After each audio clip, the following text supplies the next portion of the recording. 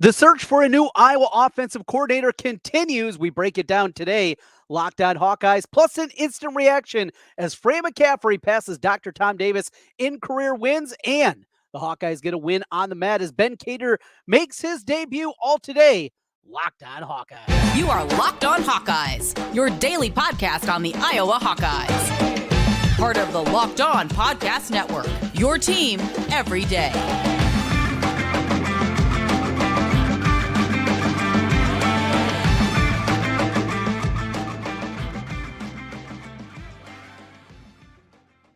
Hey, welcome in. I'm Trent Condon, and this is the Locked On Hawkeyes podcast.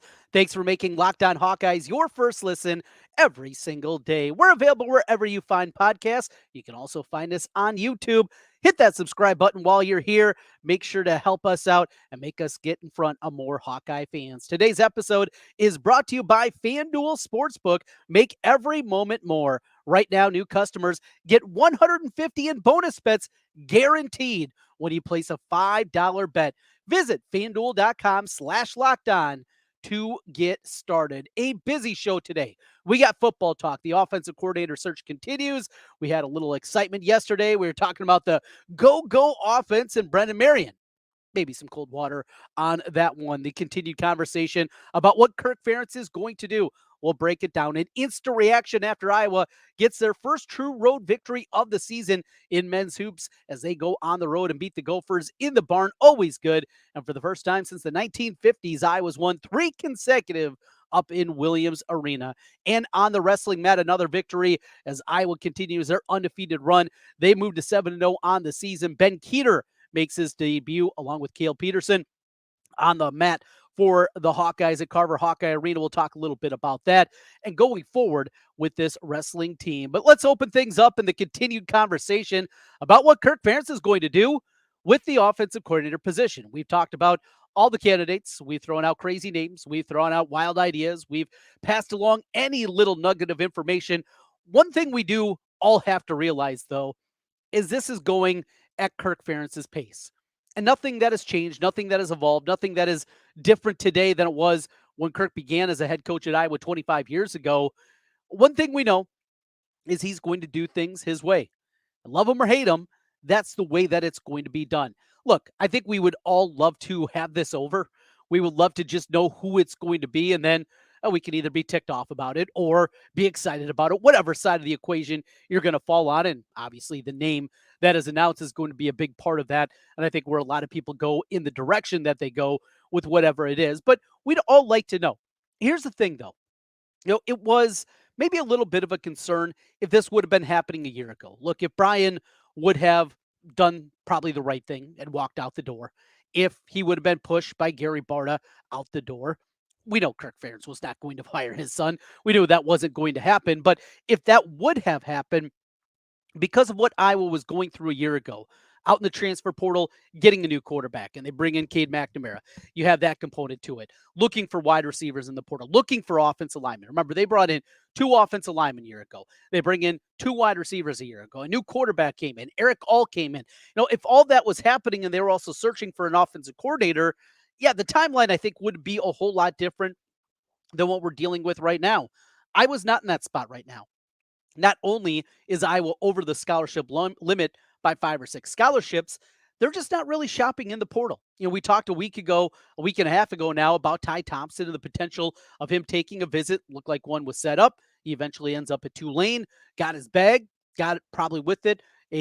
Not a guarantee for a starting position, but a likelihood that he was going to be the starter with the Green Wave. So we have all that happening, and that kind of leads to where we are today. It's not something that has to happen. Hell, if Kirk wants to play it this way, he can drag this thing out until spring practice begins. Now, you would like to have a little bit more understanding of the playbook and what you're going to do and skill-wise and developmentally what you're trying to work to do. If you need to work with your receivers, doing some different things developmentally. Same thing with your offensive line, your quarterback, whatever it may be.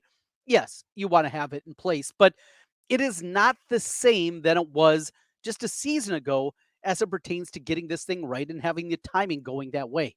Yes, it would be great.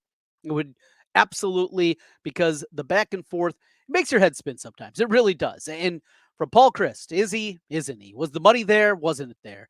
Has he turned down the job, or is he still waiting? We really don't know. Another thing, Kirk Ferentz has kept this incredibly close to his vest. Most things that we've heard, and people in the know that would know these types of things, contacts, information, contacts in the football offices, in the football program, there's not a whole lot out there. I think it shows you Kirk Ferentz is definitely doing his due diligence and is continuing to look for different things. So, Brendan Marion, it was a shot in the dark, right? And we got excited about it. Is it going to happen? Brad Heinrich, the leader of the Swarm Collective, on a message board over at HawkeyeReport.com, kind of shot this one down. We got excited for a while, right? But that's all it was. The likelihood that it's going to happen still seems incredibly, incredibly low. I have a theory. Some of you guys and ladies out there like my theories. Other ones, you roll your eyes, but strap yourself in. We got a theory here. And my theory goes like this.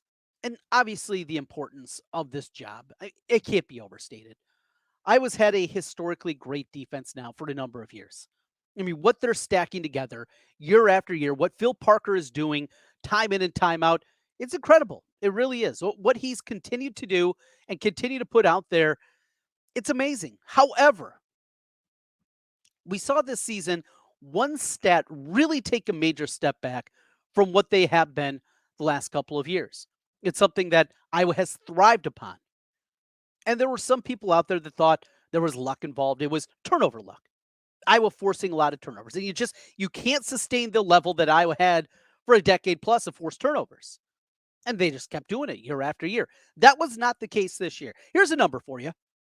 Iowa this past season finished 111th in the country in turnovers forced. That's astonishing. This is what they were the 3 previous years. A year ago, 2022, 12th in turnovers forced.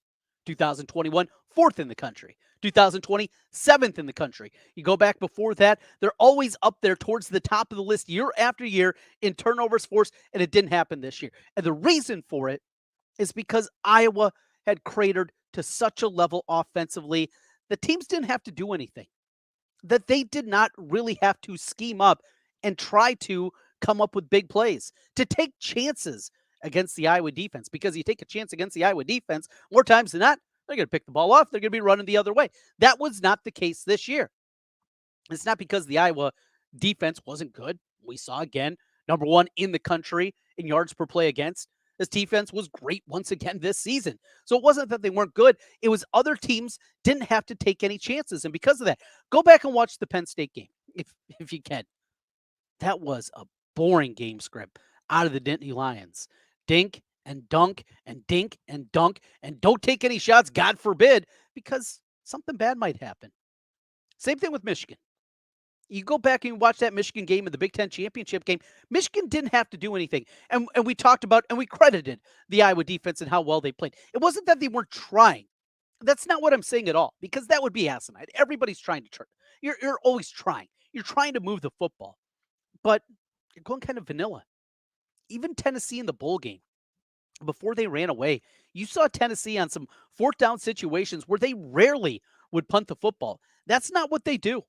But they did in that football game, and a huge reason for it is just how piss poor the Iowa offense was. They weren't concerned that Iowa was going to come back. You pin them deep, you punt the ball back, you play field position, and Iowa, because their offense is so dang bad, they're not going to beat us.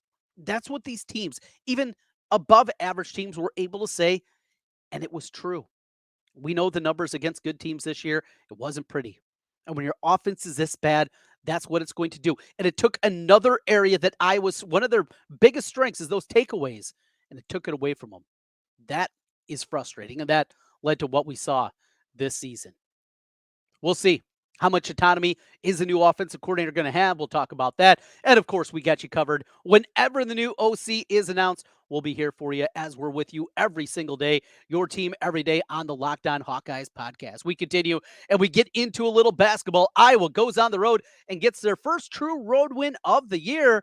And suddenly that resume getting a little bit better. We'll talk about that as we continue. A little hoops talk here, plus some wrestling. This is the Locked On Hawkeyes podcast.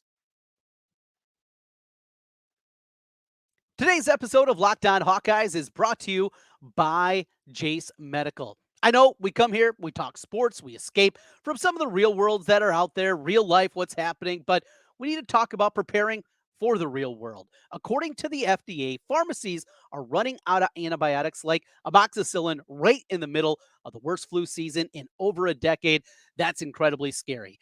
I can't imagine a more helpless feeling if my wife or one of my kids got sick while a supply chain issue kept them from life-saving medication that they needed. Thankfully, we're going to be okay because of Jase Medical. The Jase case is a pack of 5 different antibiotics to treat a long list of bacterial illnesses, including UTIs, respiratory infections, skin infections, sinus, among others. This stuff, it can happen to any one of us. So visit jasemedical.com and complete your physician encounter. It'll be reviewed by a board-certified physician, and your medications will be dispensed by a licensed pharmacy at a fraction of the regular cost. It's never been more important to be prepared than today. Go to jasemedical.com and use offer code LOCKEDON to get $20 off your order. Once again, that's jasemedical.com, JASE medical.com, and use offer code LOCKEDON for $20 off your order. Trent Condon back with you again on the Locked On Hawkeyes podcast. Thanks for making Locked On Hawkeyes your first listen every day. Time to talk some hoops as Iowa goes on the road and gets the win against the Gophers. Always feels good. If you've been listening for a while, every day, as you know, this is my favorite rivalry game. Doesn't matter the sport, right? Doesn't matter what it is. It's me. For me, it's the Gophers. Grew up in North Iowa. A lot of family in Minneapolis. Had cousins that went to the U. So this is the one that always I have circled. And have been up to the barn. It's a great old building. You know, hearing old timers talk about what the field house was like back in the day, going back and before Carver Hawkeye Arena was built, and all the conversations that are there. Just something good about going out there and getting that victory. 86-77. Now, Iowa starts off slow. In fact, I got to the game about a minute late. It's 2-1. As soon as I flip over, there's 8 straight then after that from the Gophers. They jump out to a 10-1 lead, and roll your eyes out. Here we go.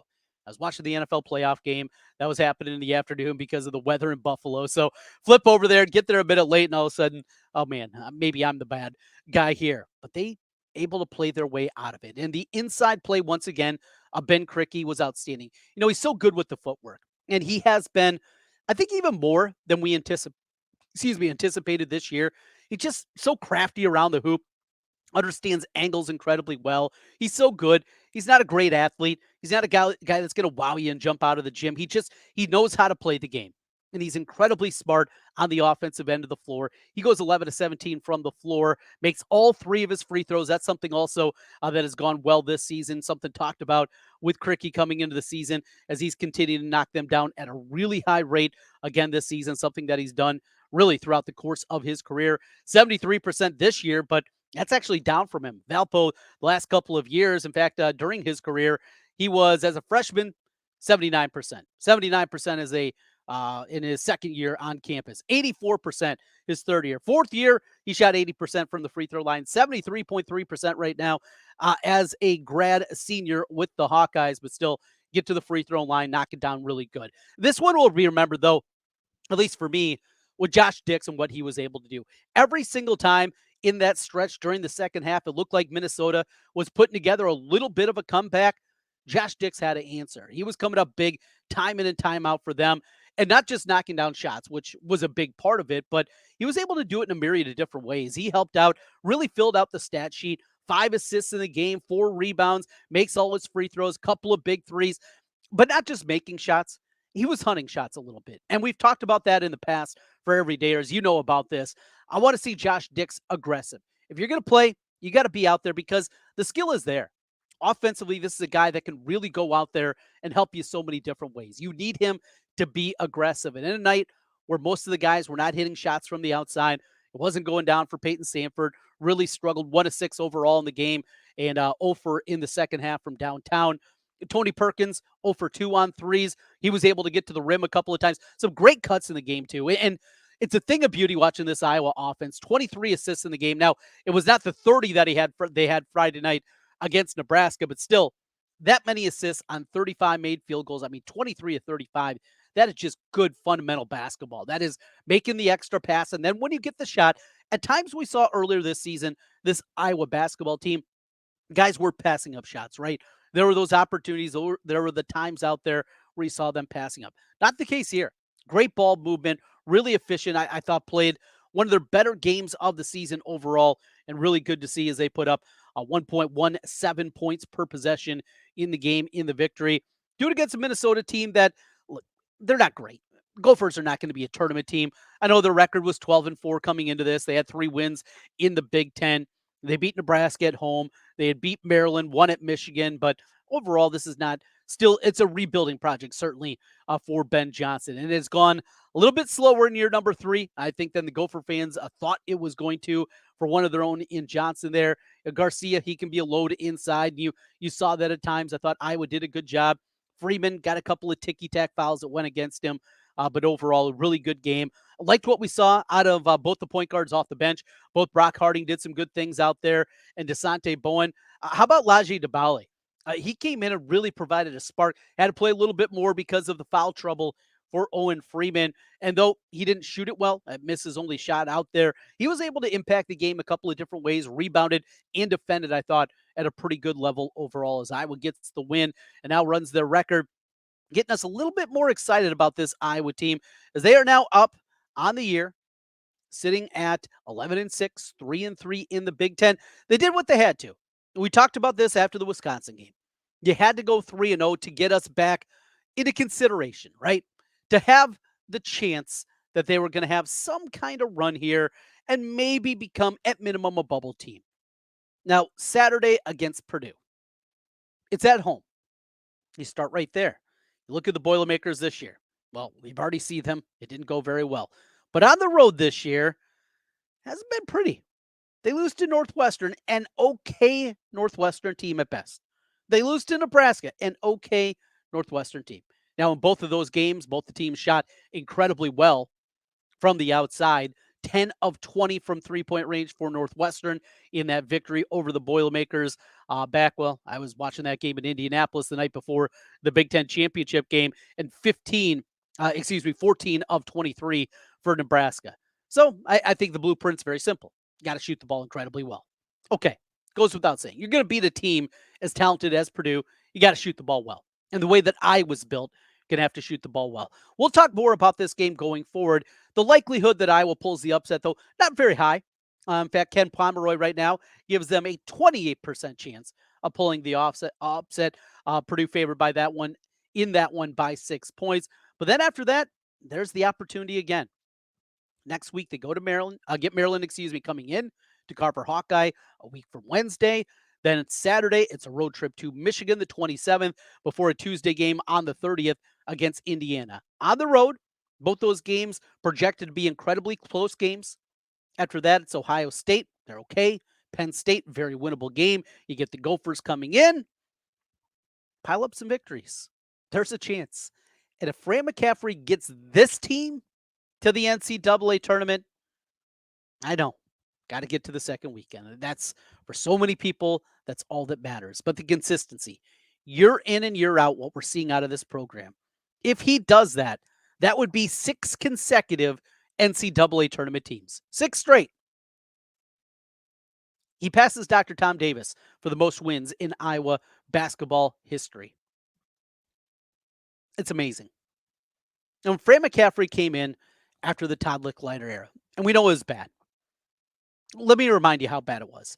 Licklider in his 3 years, 13-19, 6-12 in the Big Ten, 15-17, 5-13 in the Big Ten, and his final season, 10-22, 4-14 in the Big Ten.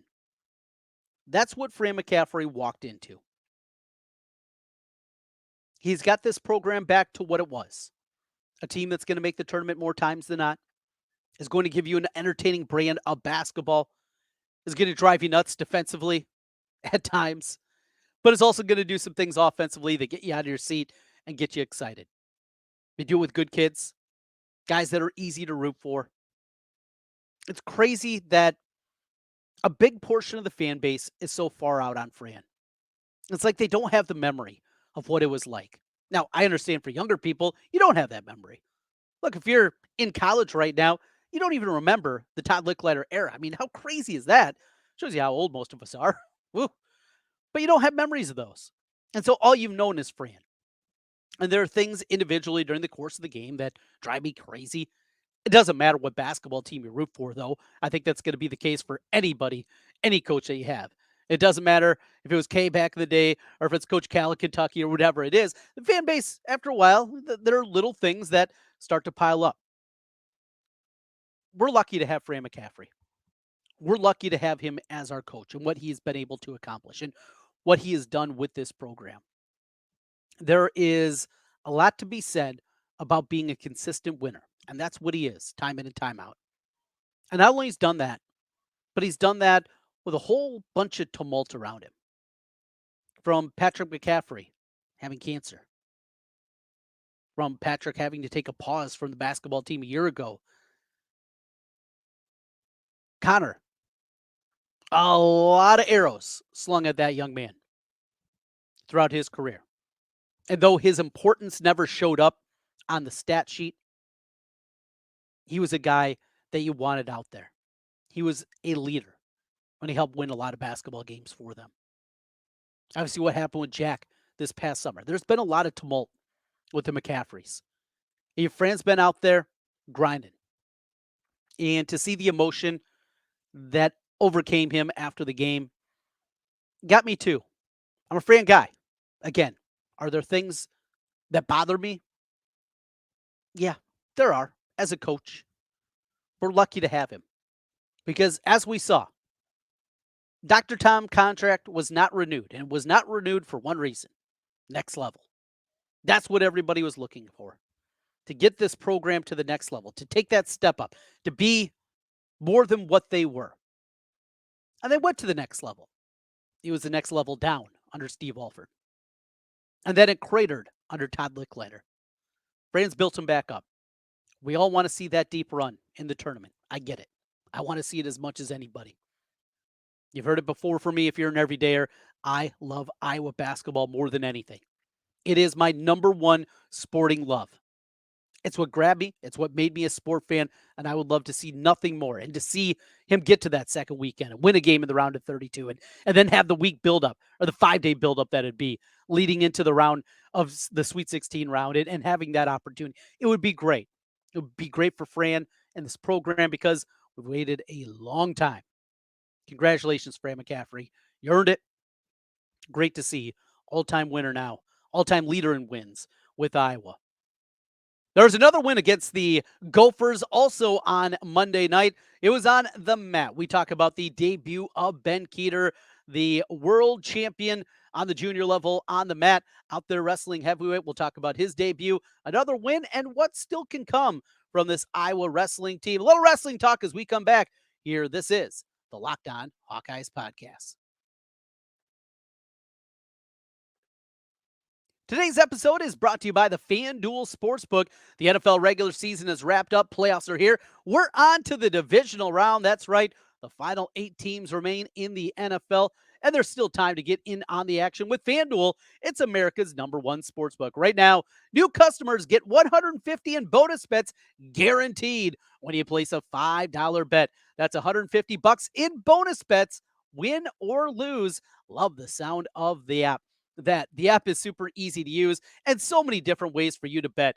They have, of course, your standard betting procedures, right? You're betting money lines, you're betting in-game, you can do all that, over-unders. They also have live same-game parlays, just like a same-game parlay before the game. Watch a game for a while, and then you can jump in that way. Find new bets also in the Explore tab, and you can make a parlay in the Parlay Hub. It's the best way to find the most popular parlays that are out there and so much more. I love the futures market. Been able to hit a few of those throughout there and build up that bankroll at FanDuel. Visit FanDuel.com/lockedon. Make your first bet an easy one. That is FanDuel.com/lockedon. FanDuel, official partner of the NFL. Trent Condon back with you one final time on the Locked On Hawkeyes podcast. Thanks for making Locked On Hawkeyes your first listen every day. We wrap up on the mat as Iowa gets the win against Minnesota. Always good. So many battles. Remember going up years ago, up to the Target Center. They're trying to bang that thing out. Jay Robinson, of course, the coach, Brock Lesnar, wrestling heavyweight for them. So many great battles. Minnesota eventually finally winning a national championship. Great teams. And the Minnesota program is not what it once was. Penn State's obviously emergence has something to do with that, but it's still a fun rivalry. It really is, and fun to go out there. So open it up at 125. No chicanery here. Just open up the old school way. Drake Ayala got down early against McKee, came back, got the victory there. Good to see Drake Ayala, who runs his record now. I believe that was his 7th win of the season against a ranked foe. Pretty good numbers there for Drake Ayala, and are really excited about that young man and his future as he continues to build here on his second year out on the mat. 133. No Brody Teske out there. Instead, it was Cale Peterson. In the pregame notes, pre-match notes, it was an or there. They went with the freshman Peterson. He falls to 29th ranked Tyler Wells, 6-4 there. Just something to keep an eye on at 133. Real Woods got the win over number 19 Von Baum, a 5-2. Very workmanlike victory, kind of like Friday night for Woods as he continues his undefeated streak. How about Caleb Ratchey going out there and getting the win? That was great to see from him after his loss on Friday night. We talked a little bit about that in the instant reaction on Friday into Saturday. A little bit more about that. At 157, Jarek Frantic took his first loss of the season as he fell to Iowa native Michael Blockhouse up in Northeast Iowa. New Hampton guy falls to him by a score of 5-4, his first loss of the season. Caliendo came back and got the win 5-1 at 165. Kennedy with a nice win, a major decision at 174. Reagans went down. Glazier continued his undefeated run at 197. But the debut I think a lot of us were waiting for was Ben Kueter. And getting to see Kueter out there at Carver Hawkeye Arena, something that seemed like a foregone conclusion. We were going to see it eventually. You go back to him as he was running through the state tournament as a freshman. You're like, all right, that guy's going to wear the black and gold. He's an Iowa City kid. And there he was. One thing I think needs to be mentioned. Yes, there is a difference between football shape and wrestling shape. Lungs got him a little bit. He was sucking some wind there at the end. Really battled at the end. It was not an action-packed match. You're not going to get a ton of those anyway at heavyweight, but not the Ben Kueter we're probably going to see going forward. And listening to him after the meet, you could tell he was a little bit disappointed. He wanted to put on more of a show. Not the case. Got the win, though, and gets the victory against a ranked foe to get his first win in a Hawkeye singlet. Great to see there.